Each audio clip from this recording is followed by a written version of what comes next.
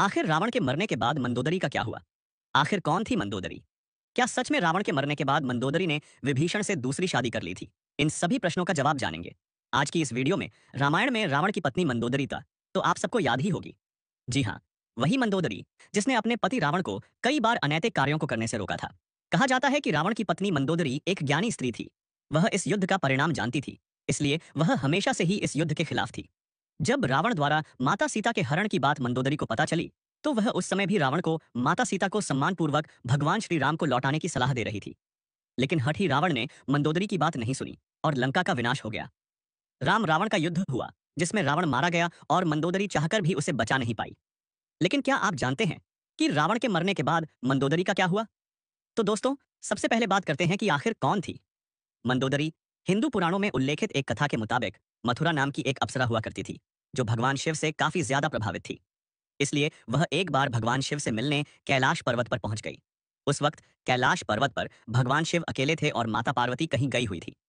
कथा के मुताबिक भगवान शिव को कैलाश पर्वत पर अकेला पाकर अप्सरा मधुरा उन्हें लुभाने की कोशिश करने लगी। कुछ देर बाद जब देवी पार्वती कैलाश पर्वत पर आई, तो उन्होंने मथुरा के शरीर पर भगवान शिव का भस्म लगा हुआ पाया, जिसे देखकर माता पार्वती क्रोधित हो गई और क्रोध में आकर उन्होंने मधुरा को श्राप दे दिया कि तुम अगले 12 वर्ष तक मेढ़की के रूप में जीवन व्यतीत करोगी। माता पार्वती का श्राप और क्रोध देखकर मधुरा डर गई पाए और हाथ जोड़कर उनसे माफी मांगने लगी। जिसके बाद माता पार्वती ने उससे कहा कि सही समय आने पर तुम श्राप से मुक्त हो जाओगी। और जैसा कि माता पार्वती ने श्राप दिया था, तो अब सरा मधुरा तुरंत ही मेंढकी बन गई, जिसके बाद धरती लोक पर विचरण करने लगी। मेंढक रूपी मधुरा पृथ्वी लोक पर किसी तरह अपने दिन गुजार रही थी। लेकिन तभी एक दिन अचानक एक भयंकर सर्प मेढ़ की मधुरा को खाने के लिए उसके पीछे पड़ गया। मेढ़ की मधुरा अपनी जान बचाने के लिए भागने लगी और भागते भागते वह संत आरशी के आश्रम में पहुंच गई, जहां उन्होंने खीर बनाने के लिए खीर का बहुत बड़ा बर्तन लकड़ी के चूल्हे पर चढ़ाया हुआ था। जब सांप ने मेढ़ की मधुरा को दौड़ाया, तो वह उछलकर उसी खीर के बर्तन पर बैठ गई। जब सांप उसके पीछे आया, तो उससे बचने के लिए मेढ़ की मधुरा पपाचे बर्तन के एक छोर से दूसरे कोस से दूसरे छोर पर उतर गई। सांप भी उसके पीछे उस मेढ़की को पकड़ने के लिए उस बर्तन पर चढ़ गया और दूसरे छोर पर जाने की कोशिश करने लगा। लेकिन दुर्भाग्य से वह सांप फिसलकर खीर के बर्तन में गिर गया और खीर गर्म होने के कारण गिरते ही वह मर गया। किंतु अब मेंढकी बनी उस मधुरा को यह चिंता सताने लगी कि जब आर्षीगण यहाँ आएंगे और वे यह खीर खाएंगे, तो जहरीले सांप की वजह से उनकी मृत्यु हो जाएगी। और मधुरा यह हरगिज नहीं चाहती थी कि उसकी वजह से सप्त आर्षियों की जान जाए। इसलिए वह वहीं बैठकर आर्षियों का इंतजार करने लगी। जैसे ही आर्षी वहां आए, उनके सामने ही तुरंत खीर के बर्तन में वह कूद गई।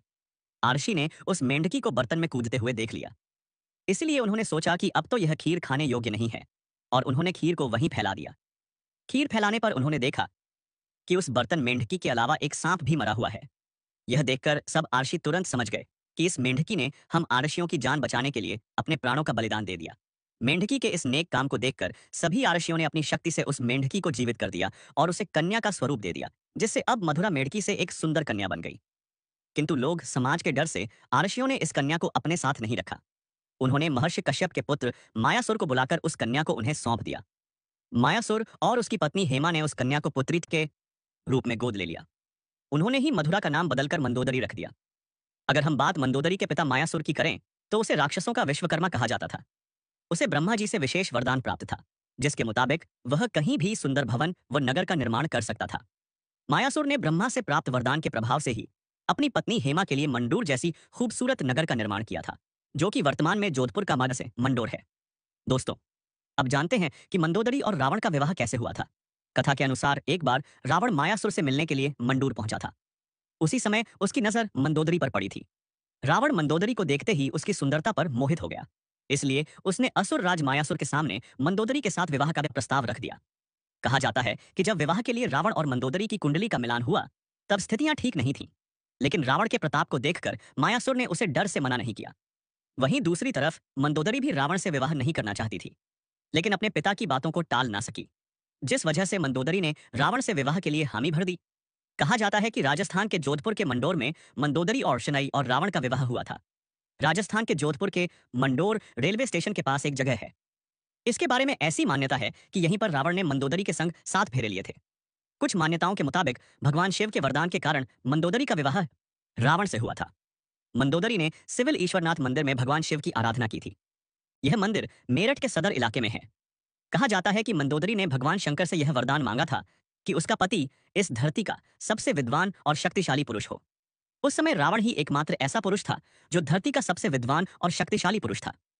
कहते हैं कि रावण मंदोदरी की सुंदरता पर इस कदर मोहित हुआ कि उसकी कई रानियां होते हुए भी उसने मंदोदरी को यह वचन दिया कि केवल मंदोदरी उनके प्रमुख रानी और लंका की महारानी होगी। कथाओं में मंदोदरी को एक पतिव्रता नारी के रूप में वर्णित किया गया। वह मंदोदरी ही थी जिसने अपने पति रावण के मनोरंजन के लिए शतरंज के खेल का प्रारंभ किया था। रावण से विवाह के बाद मंदोदरी को रावण से मेघनाद और अक्षय कुमार नामक दो पुत्र भी हुए थे। जन सूत्रों के मुताबिक श्री राम द्वारा रावण के वध के पीछे मंदोदरी का भी हाथ था। कहा जाता है कि रावण की मृत्यु एक दिव्य बाण से हो सकती थी और उस दिव्य बाण के बारे में रावण ने सिर्फ मंदोदरी को ही बताया था।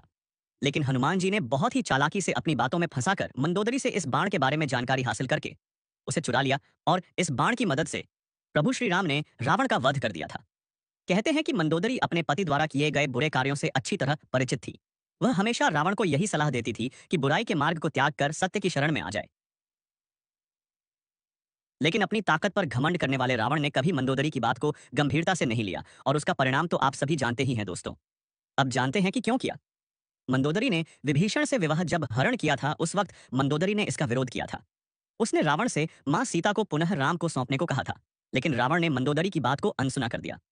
प्रचलित कथाओं के मुताबिक राम रावण की युद्ध में विभीषण और मंदोदरी सहित कुछ गिने चुने लोगों को छोड़कर रावण के पूरे कुल का नाश हो गया था। रावण की मृत्यु की खबर जब मंदोदरी को मिली तो वह विलाप करते हुए युद्ध भूमि में पहुंच गई और रावण के शव को देखकर तेज आवाज निकालकर रोने लगी। कहते हैं कि वहां युद्ध भूमि में मंदोदरी की नजर प्रभु श्री राम से भी टकराई थी। मंदोदरी को इस तरह से विलाप करता देख प्रभु श्री राम को भी अति दुख हुआ था।